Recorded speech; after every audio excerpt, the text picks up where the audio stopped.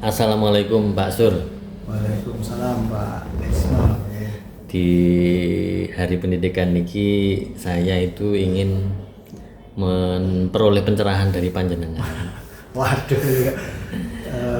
terkait dengan sosok Ki Hajar Dewantara. Kelahirannya itu kan menjadi, kalau bahasanya Gusmus itu, di tokoh-tokoh yang diperingati hari kelahirannya itu tidak banyak. Yang paling banyak itu kematiannya. Nah, yang diperingati hari kelahirannya itu berarti orangnya itu orang hebat. Misalnya Yesus itu kan diperingati hari kelahirannya, Nabi Muhammad juga hari kelahirannya, Ibu Kartini juga kelahirannya, dan salah yang keempat itu adalah Ki Hajar Dewantara, itu juga hari kelahirannya. Kata Gusmus itu adalah yang lahir, tokoh seperti ini itu adalah penanda zaman. Maka kemudian ketika dihubungkan dengan hari pendidikan, dihubungkan dengan hari kelahiran Ki Hajar Dewantara, berarti beliaunya itu orang yang istimewa. Tapi saya ingin memperoleh bagaimana sih keistimewaan dari Ki Hajar Dewantara terkait dengan sejarahnya, terkait dengan peran beliau itu seperti apa. Monggo. Ya, terima kasih Pak Esna. Jadi memang tanggal 2 Mei itu adalah hari kelahirannya Ki Hajar Dewantara. Nah, menurut saya memang kenapa 2 Mei itu merupakan dijadikan atau dihormati, ya, dijadikan sebagai hari pendidikan nasional, karena memang Ki Hajar ini sangat berjasa terkait dengan pendidikan di Indonesia ketika itu, karena pada saat itu kan pendidikan yang dilaksanakan oleh pemerintah itu kan pemerintah Belanda kan ya. Itu Ki Hajar pada saat itu sangat menentang terhadap pendidikan Belanda, karena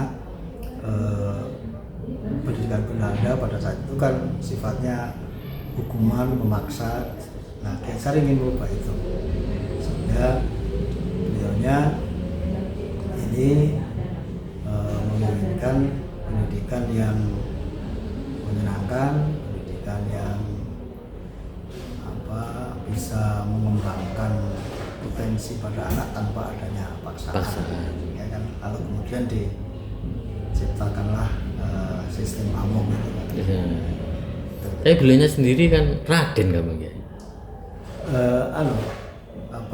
Pangeran, beliaunya kan putranya Pangeran Surya Mataram ya, jadi masih keturunan keraton. Memang masih keturunan. Ya, beliau dilahirkan kan di Puro Pakualaman. Gitu ya. Terus yang menginspirasi beliau sehingga biasanya kan kalau di pejabat itu kan manut gitu ya. Tapi beliau itu menjadi tokoh yang kritis terhadap Belanda, okay. Sampai bersama dengan Douwe Dekker itu ya Pak ya. Itu kan kritis banget kan. Jadi jurnalis itu kan kritis banget, mengkritis tentang kebijakan-kebijakan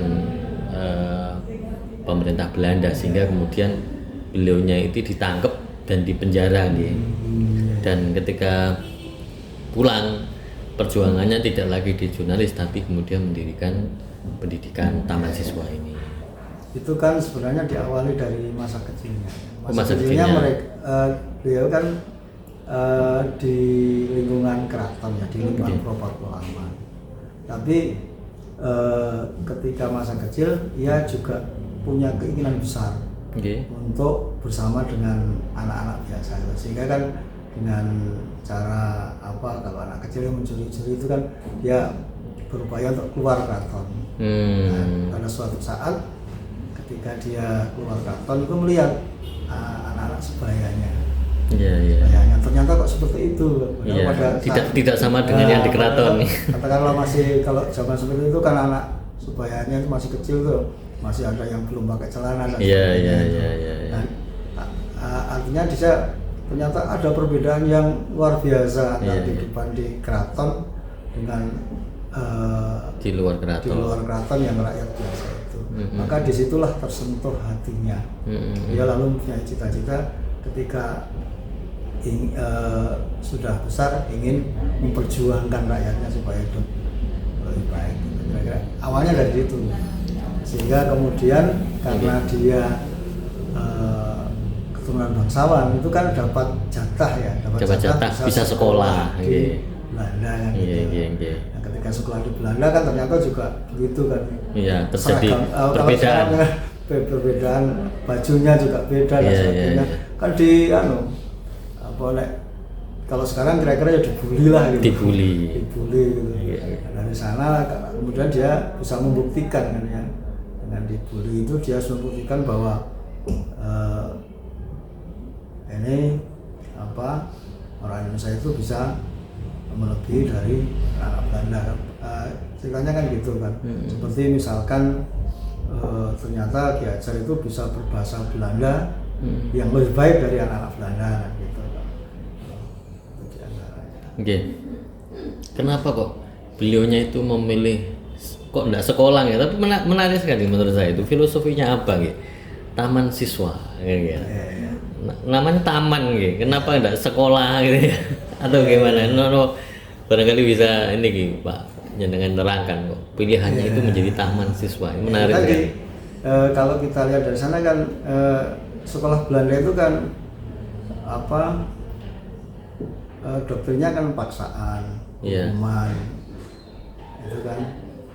Sehingga Ki Hajar itu ingin mengubah menjadi sesuatu yang menyenangkan, sesuatu yang membirakan, sesuatu yang ada kemerdekaan.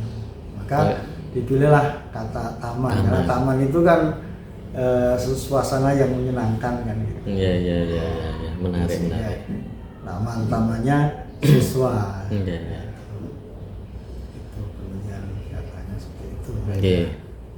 Nah, terus ini nama aslinya Ki Hajar Dewantara itu kan Suryadi ya, Pak.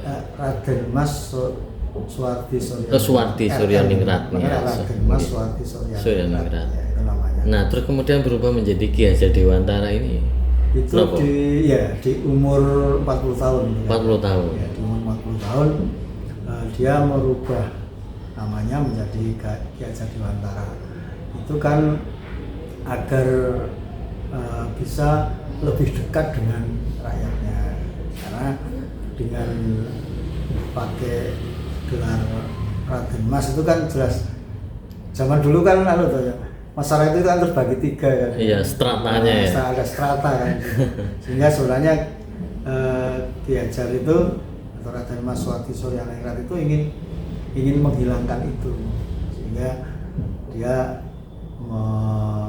pada umur 40 tahun itu merubah namanya menjadi Ki Hajar Dewantara. Dan makanya di Taman Siswa itu kan sebenarnya gelar-gelar itu kan enggak ada.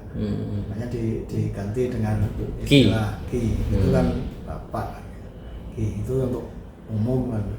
Agar sebenarnya ingin merubah.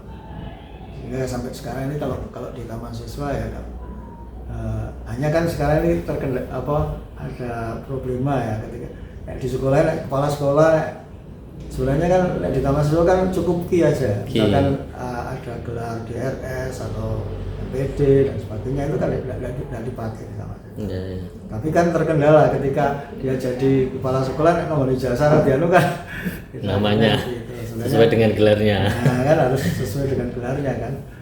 Untuk naik workshop aja kalau di absen itu suruh nama lengkap gelarnya kan gitu. Taman Siswa sebenarnya kan enggak. Iya saya gitu. Kalau perempuan belum menikah ya nih, kalau sudah menikah nih. Hajar sendiri itu kan artinya begawan. Ya. Begawan. Orang yang Oke. Terus perkembangan ini ada yang menarik ini, yang mungkin barangkali bisa dengan klarifikasi juga. Yang pertama, Ki Hajar Dewantara itu kan akhirnya mendirikan Taman Siswa dan berhasil bahkan menjadi Menteri Pendidikan yang pertama, dan beliau menjadi simbol pendidikan di Indonesia. Tapi ada juga yang tidak terima, tidak terima sosok beliau itu menjadi tokoh pendidikan, karena sebelum taman siswa ternyata juga sudah ada tokoh-tokoh yang menggerakkan pendidikan. Nah, ini menurut jenengan itu sendiri, Pak. Kalau menurut saya gini, Ki Hajar itu kan punya filosofi pendidikannya itu kan Indonesia banget. Iya, iya. Dan Ki Hajar itu kan belajar banyak dari filsuf luar seperti Tagore, Iya, iya. dan sebagainya itu. Dan dia kan tidak menerapkan apa yang dia pelajari, tapi dia berusaha untuk menyempurnakan. Jadi mengadopsi ajaran beliau itu, tapi kemudian di Indonesia disesuaikan dengan kearifan lokal. Kearifan lokal kira-kira kan begitu. Itu. Sehingga seperti kalau di India itu kan ada sekolah yang Tagore itu kan ya. Iya. Itu kan pembelajaran tentang anak ya. Oke. Oleh Ki Hajar kan diadopsi ya. Tapi kan disesuaikan dengan sini. Iya. Sehingga kayak model pembelajarannya itu kan diubah menjadi kayak yang ini Sariswara itu misalnya. Itu kan sebenarnya pendidikan yang diadopsi dari para ahli di luar sana kemudian disesuaikan di sini. Sehingga lalu namanya juga yang kalau di TK itu kan ada dolanan itu kan kalau di Taman Siswa namanya Sariswara ya. Jadi ada operet dan sebagainya itu. Itu yang kira-kira sampai sekarang belum. Artinya bahwa konsep-konsep beliaunya itu lebih banyak merangkul ya, tidak sektarian tidak sektarian, artinya merangkul lalu menyempurnakan dan itu menjadi bahasan yang bisa mengkualitaskan pendidikan di Indonesia. Berbeda dengan tokoh sezamannya yang mungkin sektarian, hanya mungkin golongan tertentu kan gitu. Nah, ini yang kemudian bisa jadi dasar bahwa beliau itu menjadikan tokoh pendidikan. Nah, kira-kira pasca beliaunya ini setelah tidak menjadi menteri kan terus beliaunya berkiprah lagi di Tamsis gitu. Dan setelah itu perkembangan Tamsis pasca beliau tidak ada menemani Tamsis itu, Taman Siswa dulu itu, terus bagaimana perkembangannya seluruh Indonesia? Di masa tuanya kan dia menyiapkan diri ya. Ketika beliau masih kuat, masih muda, maka kan di Taman Siswa itu organisasinya ada pimpinan umum. Setelah itu ketika beliau sudah katakanlah sudah menghadapi tua ya, kemudian kan Taman Siswa itu diwakafkan. Kan Taman Siswa kan wakaf merdeka. Diwakafkan, lalu kemudian di sana yang mengelola itu namanya Masjid Luhur.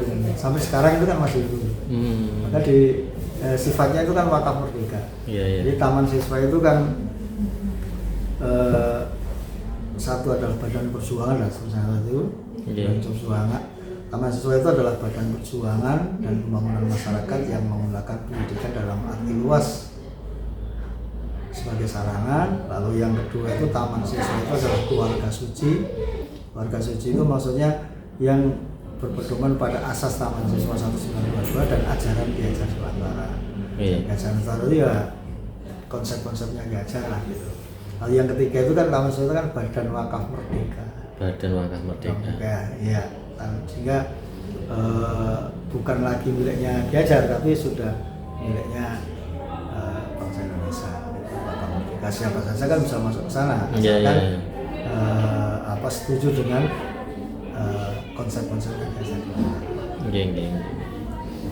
Nah, ini yang perlu mungkin klarifikasi lagi Pak terkait dengan image ya. Betul, saya sudah pernah membaca juga sih Pak bahwa Ki Hajar Dewantara itu orang kepercayaan.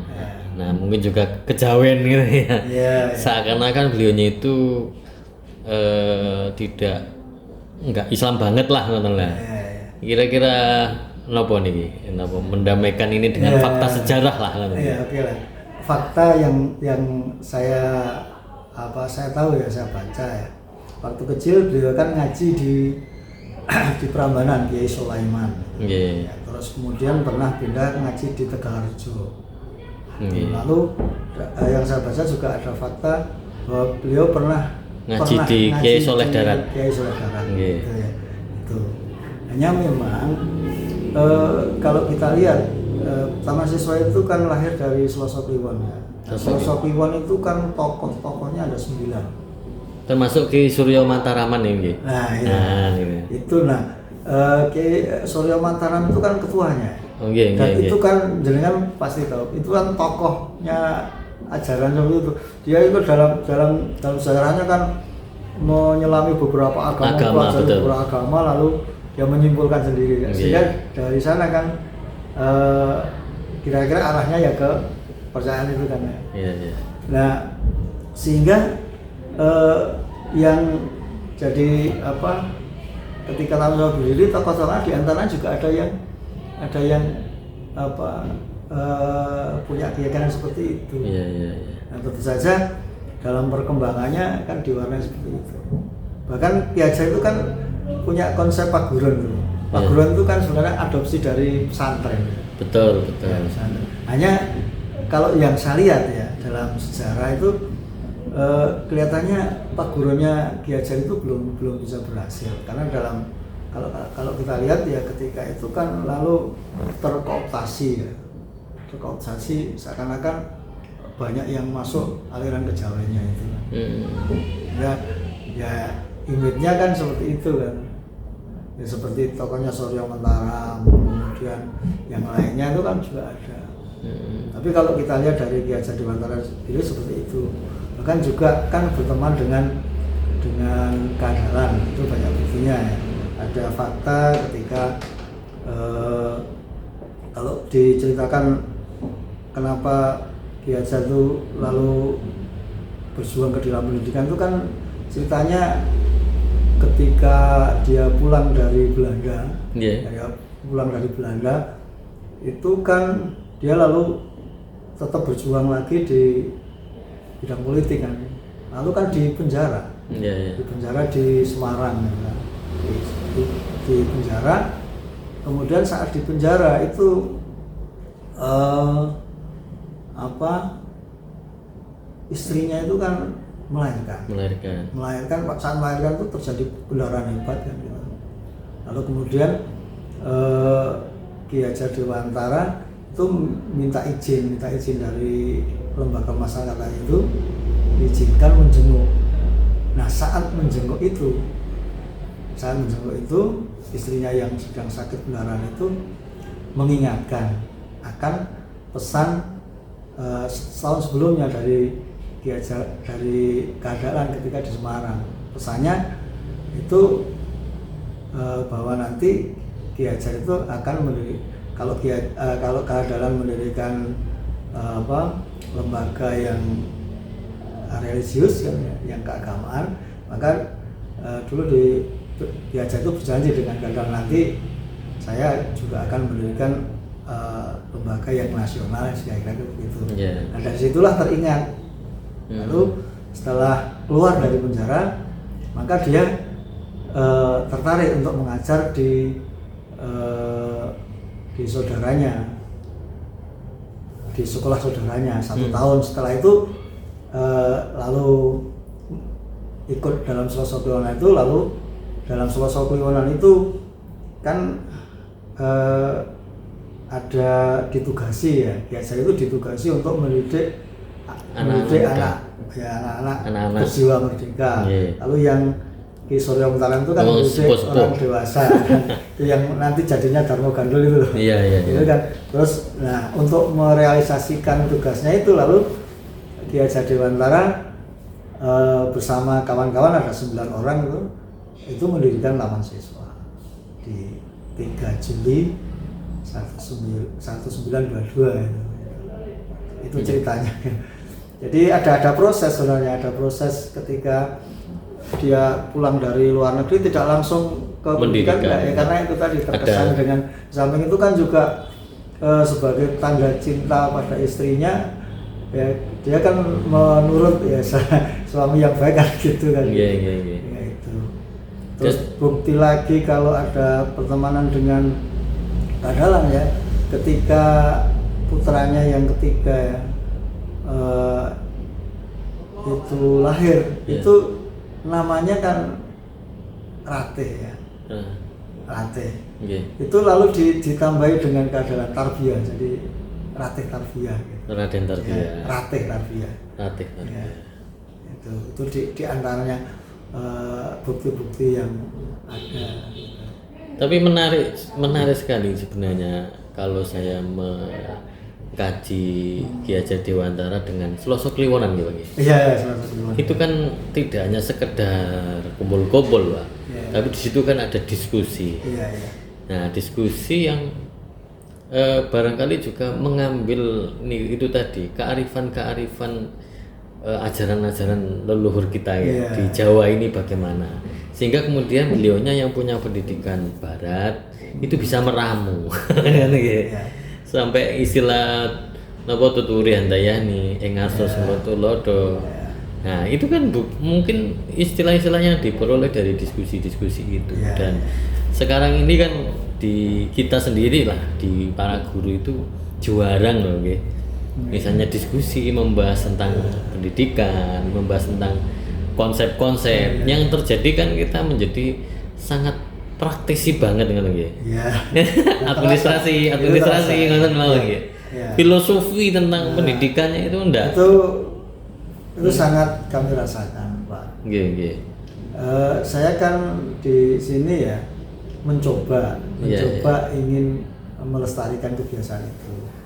Sehingga di sini tuh kita hidupkan lagi, walaupun tidak di Selosok Kliwon. Kita sesuaikan, itu kan hanya kalau orang yang kan dianggap padahal kan tidak biasa saja. Tapi tetap spirit Selosok Kliwon itu tetap kita hidupkan. Tapi itu tadi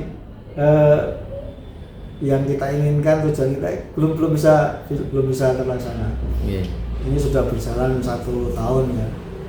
Sini itu kan kita hidupkan, tapi tidak di Selosok Kliwonnya, tapi Senin sore ya, karena guru-guru kan sampai jam 3 ya. Lalu kita undangi jam 4 Senin sore, pokoknya kan wis mampu Selosok Kliwon.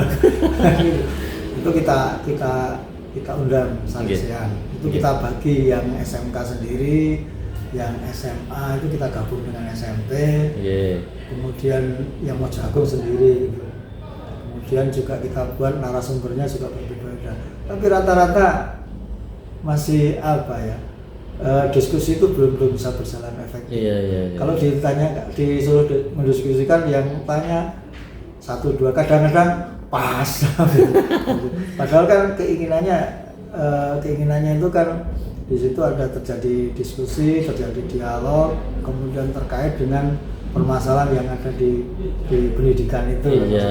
Tapi sulit rasanya. Nggak tahu proses zaman itu. Semuanya serba praktis. Terus bagaimana nih sejarah Taman Siswa pasca beliaunya itu sudah dipanggil oleh Allah? Jenengan dulu kan di Tamsis di Taman Siswa Jogja nih. Terus kemudian di Mojokerto ini bagaimana sejarahnya Taman Siswa ini? Kalau yang secara umum ya itu pasca beliaunya wafat itu kan masih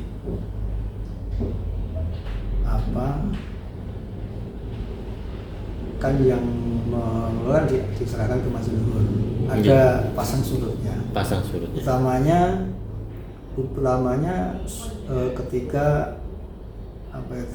di tahun-tahun PKI, tahun-tahun berapa itu? Tahun 65. Tahun 65 kan itu. Itu masa titik terendahnya Taman Siswa. Karena ternyata sebagian dari tokoh-tokoh Taman Siswa ada yang terlibat ya. Seperti saya juga hanya dengar sejarah saja. Seperti kalau di dekat dengan kita itu di Sidoarjo katanya dulu ada. Di Sidoarjo itu katanya dulu tokohnya ya, kalau ketua perguruannya itu kan terlibat PKI. Sehingga tempatnya disegel kan, apa Disegel. kan jadi tempat kode Mbak. Katanya seperti itu. Sekarang kan nggak ada. Iya, Kebetulan kalau di Mojokerto aman kan ya, Aman. nggak Nggak ada jejak banyak. sejarah yang Justru- seperti itu. Justru kalau yang di Mojokerto dulu kan ketua Bulgari dulu kan pernah jadi DPR. Ya. Ini Purwotengah itu kan jalan Purwotengah itu kan ini dulu kan jalan Purwotengah ya. Iya. Jadi jalan Taman Siswa itu kan warisan dari beliau kan Pak Ki Purwatmojo. Itu ketika jadi DPR mengusulkan jalan Purwotengah jadi jalan Taman Siswa. Taman Siswa. Karena dikabulkan sampai sekarang kan masih Taman Siswa. Pencetusnya sinten wau? Jalan Taman Siswa. Pak Ki Purwatmojo. Purwoatmojo. Dengan ceritanya ya, Iya. ketika dia jadi DPR dulu dari PNI kan, baru 2 tahun lalu kan, dari masih ada partai PNI. Tahun 50-an. Loh, saya belum kesini ya. Iya, tahun 50-an. Saya kesini juga sudah jalan Taman Siswa. Iya. Jadi ceritanya ketika beliaunya jadi DPR itu pernah mengusulkan agar jalan Purwotengah itu diubah menjadi jalan Taman Siswa. Yang Berarti ini sudah lama Pak ya? Taman Siswa di Mojokerto ini sudah lama Pak? sudah Pak. 3 tahun setelah Jogja. 3 tahun setelah Jogja. Jadi kan kalau di sana kan 22 ya, Iya. 3 Juli 1922. Di sini tuh 5 Februari 25. Oh. Sehingga ketika kita kan habis Februari kemarin habis 100 tahun. Makanya kemarin nangkap wayang bareng. Iya. Gitu kan. Kita kan punya tradisi nek 5 tahunan sekali nangkap wayang. Iya. Gitu. Jadi ini sini tuh 5 Februari 25, 1925. Sepuh ini. 100 tahun. Iya. Nggih. Terus jenengan di sini ku tahun berapa Pak? Di Taman Siswa ini? 89. 89. 1989. Begitu lulus kemudian diberi tugas ke sini dari Jogja. Jadi guru apa dulu Pak? Jenengan? Fisika. Fisika. Fisika. Sampai kemudian jadi kepala sekolah di sini. Ya, Terus jadi ketua yayasan. Ya, jadi 2021 saya kepala SMP, kemudian 2028 kepala SMA sampai dengan 2021.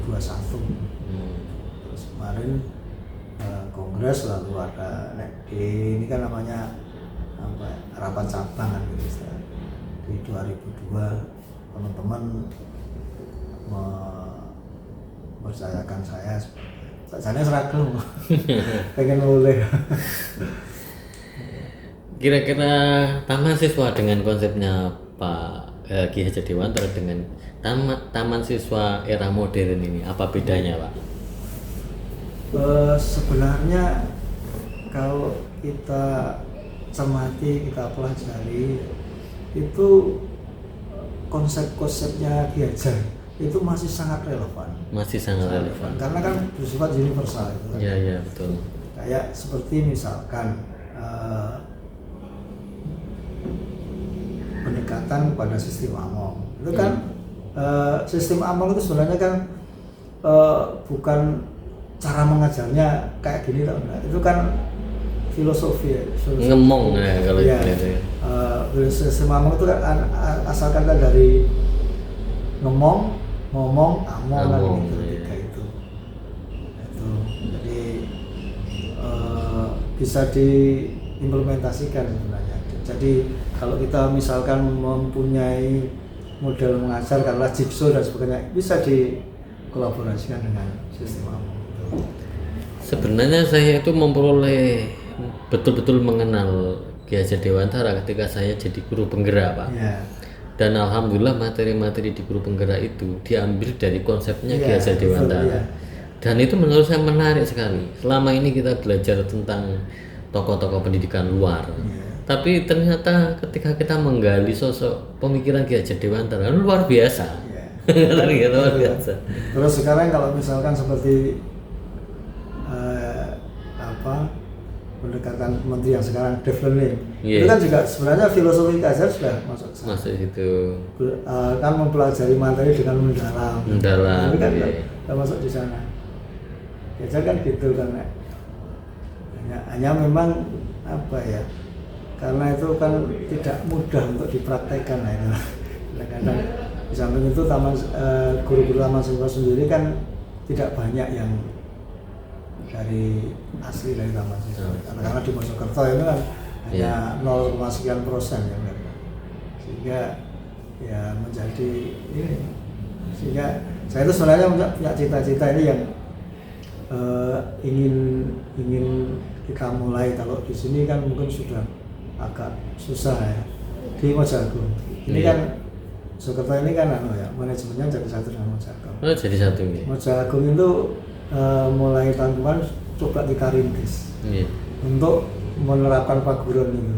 Jadi kemarin sudah kita mulai ya, yang SMK-nya yang kelas 12 itu kita coba untuk 3 bulan terakhir itu kita pondokkan. Jadi ada pondok. Ada pondoknya nih? Ya, pondok. Itu wajib semuanya atau hanya yang minat? Nah, kemarin karena masih rintisan itu kita coba untuk, karena di sana itu punya tujuan untuk meningkatkan persentase yang kerja ya. Jadi yang belum bisa bekerja itu kita pondok. Yang belum dapat kerja itu kita pondokkan. Jadi di dalam pondok itu selain keagamaan ada keterampilan. Wah, menarik itu. Keterampilan. Sehingga kan kalau perguruan itu kan tempat belajar hidup. Nah, belajar hidup itu kan dunia akhirat ya. Maka di situ. Jadi ada yang keterampilan prepare body dan sebagainya. Dan konsepnya Kiajar pondok itu kan seperti itu. Iya. Sehingga kan ada kan pondok pesantren yang dilengkapi dengan keterampilan itu kan juga bagus. Iya. Di Mojokerto sudah kita rintis. Sudah, ya. Bahkan kemarin kebetulan kita kan rapat persiapan itu ada cita-cita dari pamong agamanya. Itu kalau bisa dia punya cita-cita, punya keinginan, dan itu kita dukung penuh ya. Nanti 10-15 tahun lagi taman siswa itu punya pondok. Wah, keren. Cita-citanya. Yang keren. Kebetulan pamong agamanya juga mendukung. Bisa mengkoordinasi itu juga bagus. Yang di sana. Dan itu kalau bisa terwujud berarti kan mewujudkan cita-cita Ki Hajar. Iya. Dan salah satu statement dari Ki Hajar Dewantara mengakui bahwa pondok pesantren itu adalah konsep pendidikan yang original dari kebudayaan Indonesia.